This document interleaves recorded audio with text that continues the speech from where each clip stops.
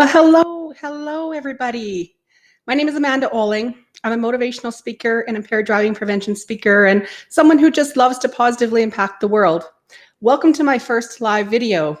Well, today we're going to talk about the power of 1% and how that can achieve success and help you out in your life. I first learned about the power of success when I was sitting in a conference. I just gotten off stage and the next speaker that was coming up just seemed really interesting to me. His name happened to be D.O. Gibson, or Defy the Odds. His real name is Dwayne Gibson, and he's a rap artist from somewhere out in Toronto, I believe it was, in Ontario. And he talked about the power of 1%. And he had said that he had changed schools a lot when he was young. He had always been really, really good in school. Then when he changed to this one particular school, all of a sudden he was behind everybody else. His math teacher said not to get discouraged, that the only thing he really needed was to just achieve 1% a day, just get 1% better a day. And that would be all it would take. He did that. And I'm going to talk to you today about the power of 1%. It was really interesting because recently I picked up this book here. It's called Atomic Habits, and it's by James Clear. And it was interesting because the very first thing I noticed inside that book was that familiar thing of 1%. And again, he talks about one of the first things of success is to achieve 1% a day. And so we often hear that we need to take massive action in order to get massive results. But that's not always true. While it's partly true, it's not really realistic or sustainable for a very long period of time. And people sometimes fail because they find it so difficult to sustain or maintain all those changes at once, which is why it's often better to have the 1% analogy in mind. Now, the interesting thing about 1% is that it compounds like interest every single day. So the more that you achieve that 1%, the higher it gets. It doesn't just go by 365% a year. You're way further ahead than that because all compounds on top of each other. We also like instant gratification. So some of the things that can be a danger with 1% is that we get discouraged because we don't see results happening right away. We're always wanting things now. Like I said, the gratification. And that's the one problem with 1%, is that it happens slowly over time. And because we don't see the results right away, we often get frustrated. We give up on making those changes in our lives. And really, we shouldn't. So the one thing to remember is that it is going to take a long time, but all of a sudden you're going to pass that one area where all of a sudden you'll look back and you can't believe how far you've come.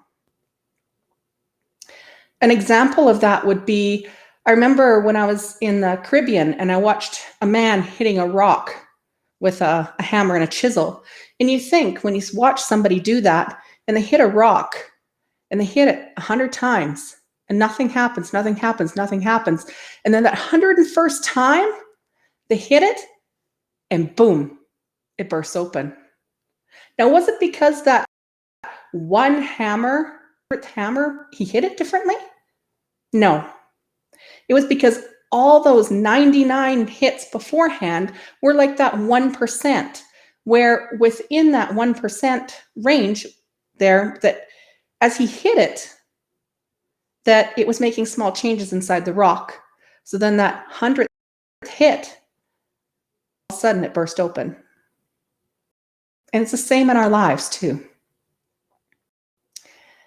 Now, the danger of declining by 1% is that it's the opposite of increasing by 1%. You end up returning to zero really, really fast. So what are the steps to actually achieving 1%? Well, step number one, pick a goal. Pick something you want to change in your life. Is it that you want to walk further? Do you want to excel a business? Do you want to have more productivity? Just pick a goal. Step two, just take some action. But break it down into small steps. We often look at the end goal and go, okay, there's the peak, and that's the peak I want to get to over there. But we don't stop to think about the steps we need to get to that peak. We're so worried about step 89, we forget that we have to do step 1 to 88 first. When you climb a mountain, you go up a trail, you don't start at 0 and all of a sudden take one step and you're on the peak. No, it doesn't work that way. There's all the steps in between. And celebrate those successes along the way. Figure out the steps that you need to take along the way. And step number 3 is just to assess how it's going. Check in with yourself. How is it going? If things aren't working, just simply adjust. It's the same as flying an airplane. What a lot of people don't realize is that when an airplane is flying, it's often off course. So a lot of times they're always adjusting. You think if a plane takes off from, let's say, Edmonton, Alberta, and headed to Hawaii, then it has to adjust over time.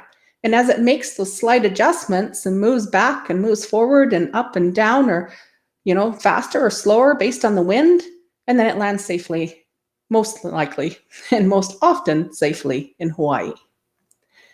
It's the same in our lives as well. Now, if what I'm telling you about the 1%, I want to tell you a story that I learned out of the Atomic Habits book. And it's about the British bicycling team. Up until 2003 to 2008, the British bicycling team was so mediocre that some bike companies wouldn't even sell them bicycles because they thought it would make them look bad and would hurt their sales. In 2003, they hired a new trainer. Up to that point, they had only ever won one single gold medal.